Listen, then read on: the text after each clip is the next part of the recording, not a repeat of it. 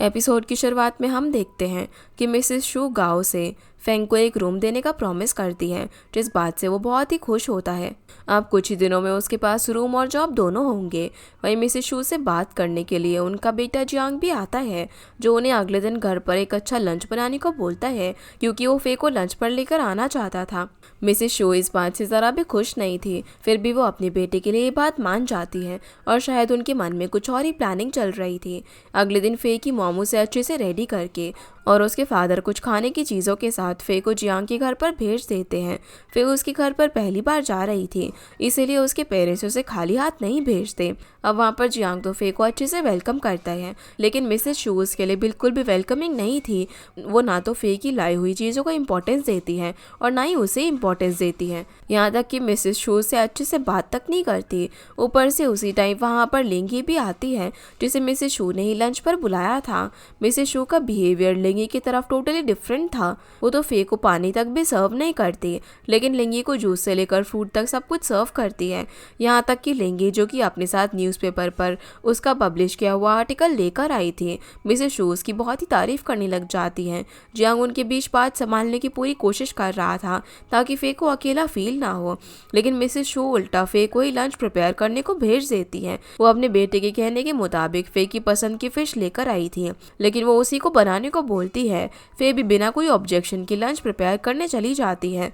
तब जियांग उसके पास आकर अपनी मॉम की तरफ से माफ़ी मांगता है और बात को संभालने के लिए कहता है कि उसकी मॉम ने उसे अपनी बहू मान लिया है, इसीलिए उन्होंने उसे लंच प्रिपेयर करने को बोला। लेकिन फे को देखा जाए तो उसे इस बात से कोई फ़र्क नहीं पड़ता कि मिसेस शू उसे पसंद करती भी है या फिर नहीं, क्योंकि लंच के दौरान उसने इतना तो जान लिया था कि जियांग भले ही उसे पसंद करे, पर उसकी माँ उसे बहू के हिसाब से कभी भी पसंद नहीं करेगी। वो इस शादी के हमेशा खिलाफ होगी। फिर लंच के दौरान नोटिस किया कि मिसेस शू बार बार लिंगी की तारीफ कर रही है और उसे इंसल्ट कर रही थी। उनके हिसाब से लिंगी जैसी लड़की उन्हें बहुत ज़्यादा पसंद है, जो कि यूनिवर्सिटी में स्टडी कर रही हो। हालांकि जियांग अपनी मॉम की इस बात के खिलाफ था, क्योंकि उसकी माँ ने तो कहा था कि फे अगर यूनिवर्सिटी जाने का अपना डिसीजन छोड़ देगी तो ही वो उसे उसके लिए एक्सेप्ट करेंगे। तो अब उसकी माँ क्यों यूनिवर्सिटी जाने वाली लड़कियों को अच्छा बोल रही है और उसे शादी के लिए पसंद कर रही है। इस पर मिसेस शू का कहना था कि लिंगी और फे दोनों में ज़मीन आसमान का फ़र्क है। जियांग फे को कंफर्ट करने के लिए उसकी पियानो स्किल्स की तारीफ करने लग जाता है। उसके घर में पियानो तो नहीं था, पर जियांग फे को शादी के बाद उनके घर पर रखा हुआ अकॉर्डियन प्ले करने को बोलता है। ये सुनकर लिंगी उन्हें इम्प्रेस करने के लिए खुद अकॉर्डियन प्ले करने लग जाती है। इस दौरान फे आराम से अपनी फेवरेट फिश खा रही थी और अपना पूरा खाना खत्म करके वो उन्हें बाय बोलकर अपना लाया हुआ खाने का सामान वहां से लेकर चली जाती है। उसके हिसाब से जिन्हें उसके लाए हुए खाने की कदर नहीं है, उनके पास खाने को छोड़कर क्या ही फायदा। फे को ऐसे पूरी तरीके से फिश खत्म करके जाता हुआ देखकर मिसेस शू को उस पर बहुत ज़्यादा गुस्सा आता है। वहीं जियांग घर के बाहर फे को रोकने की कोशिश करता है, लेकिन वो जियांग के साथ चल रही शादी की बात को यहीं पर ख़त्म कर देती है। अगर जियांग की माँ उसे पसंद नहीं करती तो शादी की बात आगे बढ़ाने से क्या ही मतलब। जियांग को लिंगी जैसी लड़की चूज़ करनी चाहिए जिसे उसकी माँ भी पसंद करे। पर जियांग के हिसाब से वो कैसे भी अपनी माँ को मना लेगा, लेकिन फे उसकी बात नहीं सुनती और अपनी बात कहकर वहाँ से हॉस्पिटल आती है फेंग से मिलने के लिए और फेंग को वही खाने की चीज़ें देती है जो कि मिसेस शू के लिए लेकर गई थी। फेंग तो वहाँ पर उसे देखकर बहुत ज़्यादा खुश था, जिसके बाद फे मिसेस शू और जियांग के साथ हुई पूरे इंसिडेंट उसे शेयर करती है। तब फेंग भी उसके साथ जल्दी जॉब और रूम मिलने की बात शेयर करता है। साथ ही वो फे को उसका नया रूम मिलने के बाद अगर वो चाहे तो उसके घर रहने को बोलता है, पर फे भला उसके साथ क्यों रहेगी, वो भी एक ही घर में। वो इस चीज़ के लिए उसे डायरेक्टली मना कर देती है। हालांकि वो फेंग की लाइफ को सेटल होता हुआ देखकर खुश थी। इधर लिंगी जियांग से उसके घर उसे बिना पूछे ही आने के लिए माफ़ी मांगती है। उसके मुताबिक वो तो मिसेस शू के बुलाने पर आई थी, उसे नहीं पता था कि जियांग की गर्लफ्रेंड फे भी वहाँ पर आने वाली है। यहाँ पर लिंगी उससे काफ़ी स्वीटली बात कर रही थी और उसे जान पहचान बनाने की पूरी कोशिश कर रही थी, लेकिन जियांग उसे सिर्फ बास्केटबॉल की बातें करके वहाँ से चला जाता है। दूसरी तरफ शिंग डॉक्टर हुआ को एक हिस्टोरिकल प्लेस दिखाने के लिए लेकर आती है। इस दौरान हुआ उसकी तरफ ऐसे प्यार से देख रहे थे जैसे कि वो उसे पसंद करते हो। फिर हुआ उसे उसके मैथमेटिकल रिसर्च की बातें पूछते हैं। शिंग कई बार मैथमेटिक्स में गोल्ड मेडल ला चुकी है, फिर भी क्यों वो प्योर मैथमेटिक्स में रिसर्च नहीं कर रही है, बात उसे समझ नहीं आ रही थी। पर शेंग के मुताबिक उसने कंप्यूटेशनल मैथमेटिक्स अपनी मॉम के कहने पर शुरू किया था। उनके हिसाब से अभी कंट्री को उनके ऊपर रिसर्च करनी चाहिए और उसके पेरेंट्स ने अपनी लाइफ में कुछ गलतियां ज़रूर की हैं, पर इसका मतलब ये नहीं है कि वो उनकी बातों को फॉलो करना छोड़ दे या फिर उनके साथ रिश्ता तोड़ दे। शेंग की ये बातें सुनकर वो इस बारे में उससे बात ज़्यादा आगे नहीं बढ़ा था, क्योंकि उसे समझ में आ गया था कि ये बातें उसके लिए बहुत ही इमोशनल है। वही टेक्सटाइल फैक्ट्री में मिसेस शू को लिन फेंग और फई के खिलाफ भड़काने लग जाती हैं। उसके मुताबिक फेंग फे से मिलने के लिए उसके घर तक रात को आता है। फे फेंग के बहुत ज़्यादा करीब है, वो उसकी शूलेसिस तक टाई करती है। फेंग और फे का इतना करीब रिश्ता होने के बाद भी अगर फे की शादी जियांग से हुई, साथ ही मिसेस शू ने अगर फेंग को वर्कर्स कॉलोनी के अंदर रूम दे दिया, तो इससे मिसेस शू की इमेज खराब होगी। लिन की ये बातें मिसेस शू को भी सही लगती है, जिसके बाद वो फेंग को रूम देने से ही कहकर मना कर देती है कि वो रूम सिर्फ मैरिड वर्कर्स को ही देती है। जो सुनकर फेंग को गुस्सा बहुत ही आता है, पर वो इस मामले में मिसेस शू को रूम देने के लिए फोर्स नहीं कर सकता था। वहीं जियांग फैक्ट्री में बास्केटबॉल प्रैक्टिस कर रहा था।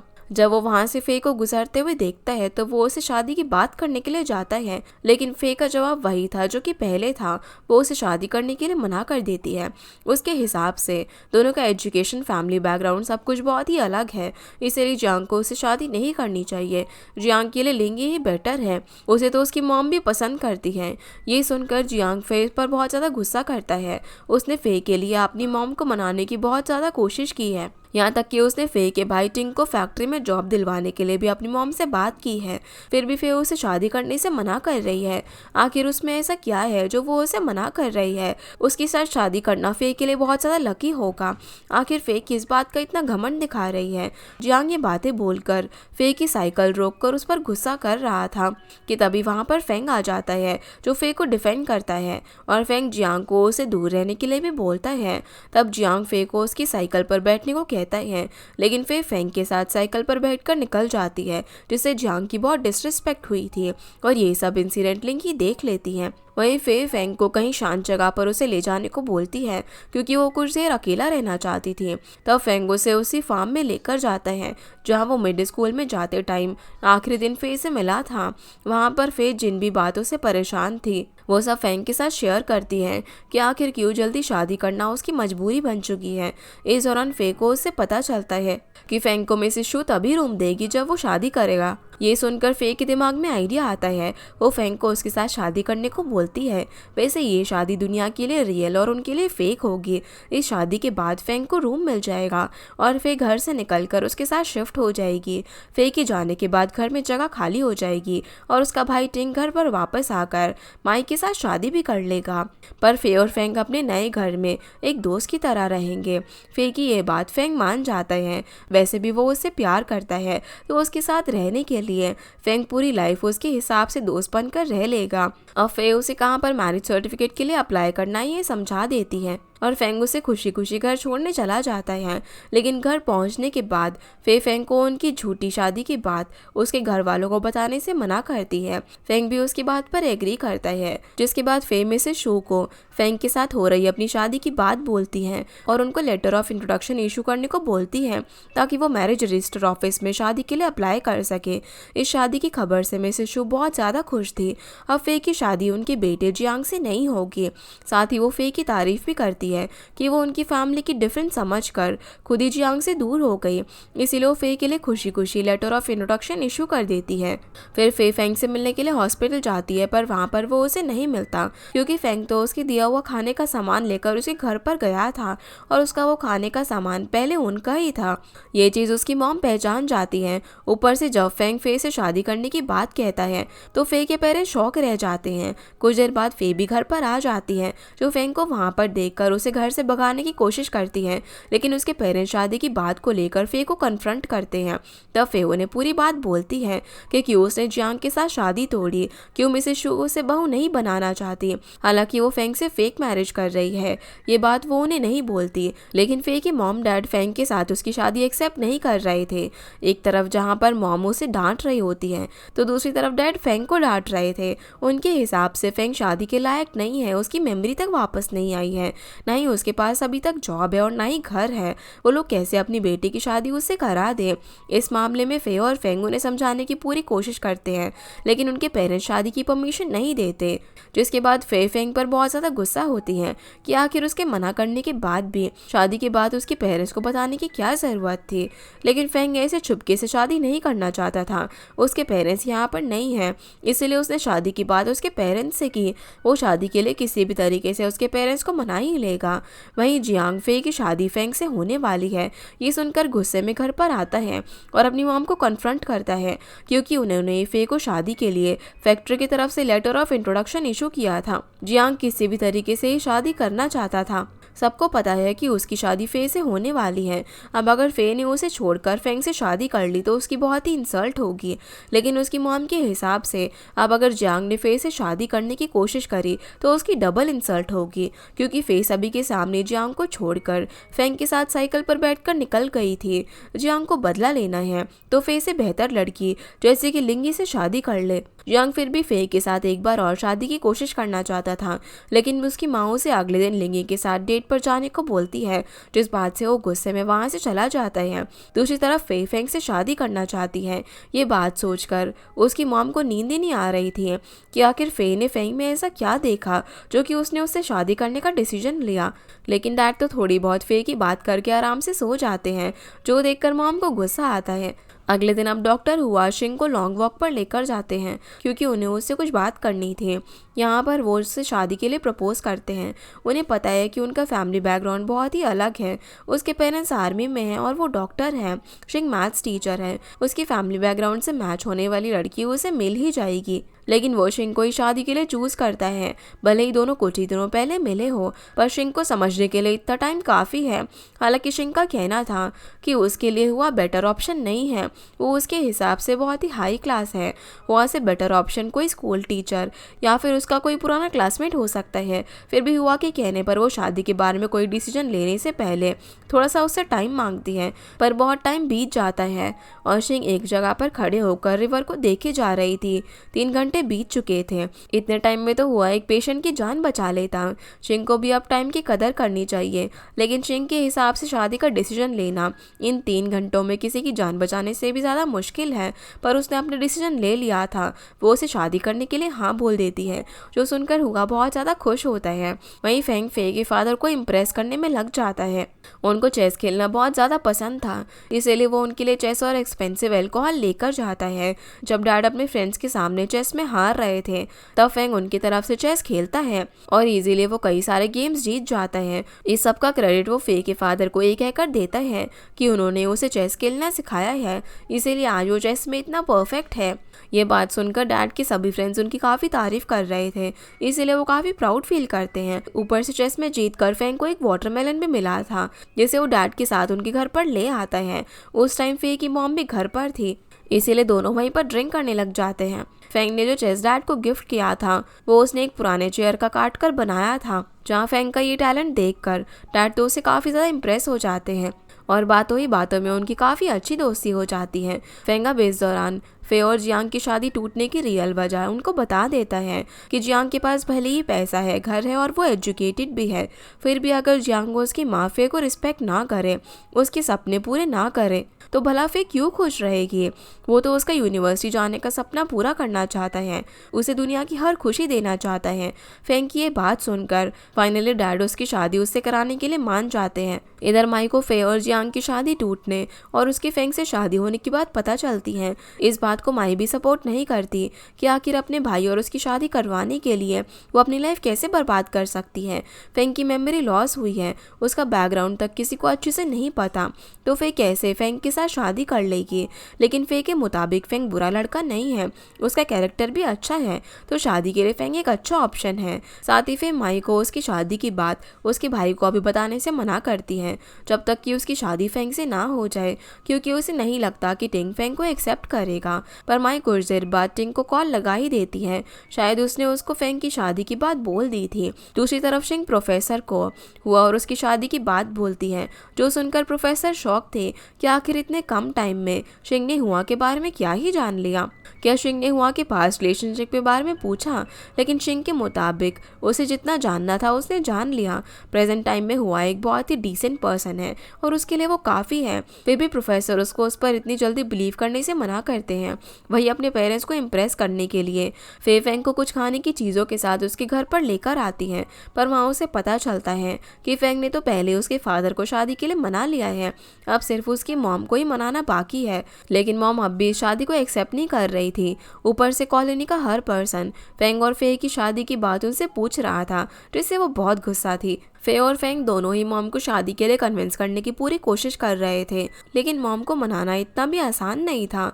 उन्हें इतना तो समझ में आ गया था कि फे ये शादी मजबूरी में कर रही है ताकि वो अपने भाई के लिए रूम छोड़ दे और टिंग तब घर में वापस आकर माई से शादी कर ले। साथ ही टिंग और माई का भी ब्रेकअप ना हो। अगर फेंग को शादी के बाद फैक्ट्री की तरफ से घर नहीं मिल रहा होता तो शायद फे उससे शादी तक नहीं करती। तब फे इस बात पर एग्री करती है, लेकिन उसके मुताबिक फेंग के पास भले ही पैसे ना हो, लेकिन उसका दिल बहुत ही अच्छा है। वो उसके और उसके सपनों को रिस्पेक्ट देता है। साथ ही दोनों की थिंकिंग सेम है, इसीलिए उसके हिसाब से तो फेंग एक अच्छा हस्बैंड बन सकता है। वो यूनिवर्सिटी में एडमिशन मिलने की उम्मीद में हमेशा अपने पेरेंट्स के घर पर रहकर उन पर बोझ तो नहीं बन सकती ना।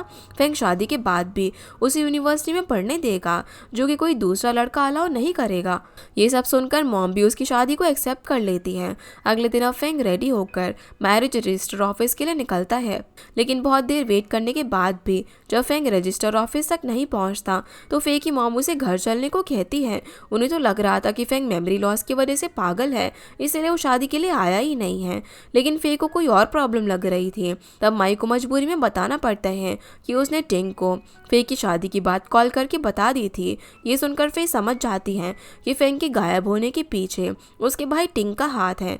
जिसके बाद फे और माई फेंग को हर जगह पर ढूंढने लग जाते हैं और उनका शक बिल्कुल सही था। टिंग ने फेंग को फॉरेस्ट में अकेले एक ट्री से बांध रखा था, जहाँ पर टिंग उसको नाइफ से डराकर उसका टेस्ट ले रहा था कि वो फे के लिए सही लड़का है भी या फिर नहीं। तभी वहाँ पर फे और माई आकर टिंग को रोकते हैं, उसे शांत करते हैं। पर टिंग नहीं चाहता था कि एक मेमोरी लॉस हुआ लड़का जिसके पास ना तो जॉब है और ना ही घर, वो उसकी सिस्टर से शादी करे।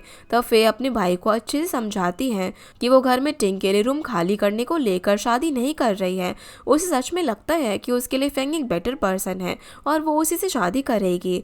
माई भी टिंग को यही बात समझा रही थी। तब टिंग फाइनली उनकी शादी के लिए मान जाता है, लेकिन वो फेंग को वार्न करता है कि अगर उसने कभी उसकी सिस्टर को तकलीफ दी या फिर कभी उसे रुलाया तो वो फेंग को मार कर नदी में फेंक देगा। तब फेंग उससे प्रॉमिस करता है कि वो कभी भी फे की आंखों में आंसू नहीं आने देगा। जिसके बाद दोनों मैरिज रजिस्ट्रार ऑफिस के लिए निकल जाते हैं शादी करने और 1975 को फे और फेंग की शादी होती है। शादी के बाद फे के घर में पूरी फैमिली मिलकर लंच करती है। सभी लोग एक दूसरे को बेस्ट विशेस दे रहे थे। यहाँ पर सबसे ज़्यादा माई खुश थी, क्योंकि अब उसकी शादी बिना किसी प्रॉब्लम की टिंग से हो जाएगी। उसे अब अपनी फैमिली के साथ नहीं रहना होगा और अपने भाई और भाभी के ताने भी नहीं सुनने होंगे। रात को मॉम अब टिंग को माई को घर छोड़ने के लिए भेज देती है और इधर मॉम अकेले में माई को ले जाकर उसे फर्स्ट नाइट की चीज़ें हिंट देकर समझाने की कोशिश कर रही थी। पहले तो फे को समझ नहीं आ रहा था कि उसकी मॉम उससे किस बारे में बात कर रही हैं, लेकिन जब उसे समझ में आया तो वो एम्बैरेसमेंट के चलते अपनी मॉम की बात ही नहीं सुनती। जिसके बाद फे और फेंग अपनी फर्स्ट नाइट के लिए एक गेस्ट हाउस में रूम बुक करके वहाँ पर रहने के लिए आते हैं। इस दौरान फे को बहुत ही डर लग रहा था कि आखिर फेंग उसके साथ कोई ज़बरदस्ती करने की कोशिश ना करे। इसीलिए फे एक पेपर पर उनके रिश्ते को लेकर कुछ रूल्स लिखती है और उसे फेंग को देती है कि दोनों इस रिश्ते में 50-50 के पार्टनर होंगे, दोनों के नए घर में इक्वल राइट्स होंगे, इस रिश्ते में दोनों दोस्त बनकर रहेंगे, दोनों में कोई भी फिजिकल रिलेशनशिप नहीं होगा। लेकिन फेंग बहुत ही अंडरस्टैंडिंग था। उल्टा वो तो इन रूल्स पर साइन करके फे को बेड पर सुलाकर खुद फ्लोर पर सो जाता है। फे अगर इस शादी में दोस्त बनकर रहना चाहती है तो फेंग भी उसके साथ दोस्त बनकर रहेगा जब तक फे कंफर्टेबल रहे। साथ ही फेंग उसे अपनी मेमोरी वापस आने की बात बता देता है, जो सुनकर फे बहुत ज़्यादा खुश थे। उसके बाद दोनों अपना नया घर कैसे डेकोरेट करेंगे इस बारे में पूरी रात डिस्कस करते हैं। अगले दिन अब माई टिंग को स्टेशन तक छोड़ने के लिए जाती है।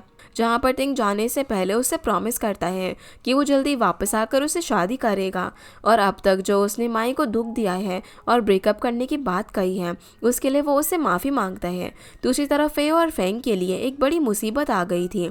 दोनों ने शादी कर ली और फे फैक्ट्री की एम्प्लॉय है, फिर भी मिसेस शो ने फैक्ट्री फैमिली के लिए अलॉट हुआ रूम नहीं दे रही, जिस बात से फे को बहुत ज़्यादा गुस्सा आता है कि अगर मैरिड लोगों को ही फैक्ट्री वाले रूम्स मिलते हैं तो मिसेस शो ने लिन को एक घर क्यों दिया है। वो तो मैरिड भी नहीं है, पर मिसेस शो के मुताबिक लिन यूनिवर्सिटी ग्रेजुएट है तो उसकी बात अलग है, वो उन्हें बाद में रूम दे देगी और अभी उन्हें रूम देना पॉसिबल नहीं है। इस बात से तो फे को और ज़्यादा गुस्सा आता है। यूनिवर्सिटी में वो भी चली जाती अगर मिसेस शो उसका एप्लीकेशन बार बार रिजेक्ट नहीं करती। दोनों के बीच रूम को लेकर आर्ग्यूमेंट बढ़ रही थी, इसीलिए फेंग बात को यहीं पर एंड करके फे को लेकर निकल जाता है। वो नहीं चाहता था कि इन आर्ग्यूमेंट के चलते फे की जॉब भी चली जाए। आखिर मिसेस शो के हाथ में फैक्ट्री की पावर है, पर फे इस बात से बहुत दुखी थी। उसने सोचा था कि शादी के बाद उसे अपना घर मिलेगा। तब फेंग उसे संभालता है और उसे प्रॉमिस करता है कि वो जल्दी उनके रहने का इंतजाम कर ही लेगा। पर तब तक दोनों फे के पेरेंट्स के घर में ही रहने का डिसाइड करते हैं। इस चीज़ के लिए फे के पेरेंट्स को कोई भी प्रॉब्लम नहीं थी, वो लोग जब तक चाहे वहाँ पर रह सकते हैं। मॉम फे के रूम को फेंग के रहने के लिए रेडी करने लग जाती है। वैसे उस दिन फे के पेरेंट्स की 30th एनिवर्सरी थी, जिसे वो दोनों फे और फेंग से छुप छुप कर ड्रिंक करके सेलिब्रेट करते हैं। रात को फे रूम के बारे में फेंग से बात करती है। उसे लगा कि फेंग उससे डिसअपॉइंटेड होगा, क्योंकि फैक्ट्री वर्कर होने के नाते शादी के बाद फे को भी तो घर मिलना ज़रूरी था, जो कि नहीं मिला। पर फेंग ज़रा भी डिसअपॉइंटेड नहीं था। उसके पास एक प्लान था मिसेस शू से रूम लेने का, जिसके बाद फे और फेंग अपने बेड का सामान लेकर सबसे छुपकर मिसेस शू के कैबिन में जाकर सो जाते हैं। पहले तो फे को ये करने में डर लग रहा था कि कहीं उसकी जॉब खतरे में ना आ जाए, लेकिन फेंग के मुताबिक वो कभी फे पर कोई भी तकलीफ नहीं आने देगा। अगर बात बिगड़ी तो मिसेस शू के कैबिन में रात को सोने वाली इस गलती का ब्लेम खुद पर ले लेगा और फेंग को पूरा यकीन था कि इस हरकत के बाद उन्हें रूम मिल ही जाएगा। अगले सुबह अब जब मिसेस शू अपने कैबिन में आती हैं तो फेंग और फे को अपने कैबिन में सोता हुआ देखकर शॉक रह जाती हैं। और इसी के साथ हमारा ये एपिसोड यहीं पर ख़त्म होता है। तो गाइस ये थी आज के वीडियो एंड होप आप लोगों को ये वीडियो पसंद आई होगी, तो इस वीडियो को लाइक कर चैनल को सब्सक्राइब ज़रूर कीजिएगा। आपसे फिर मिलते हैं इस ड्रामा के अगले एपिसोड में, तब तक के लिए गुड बाय।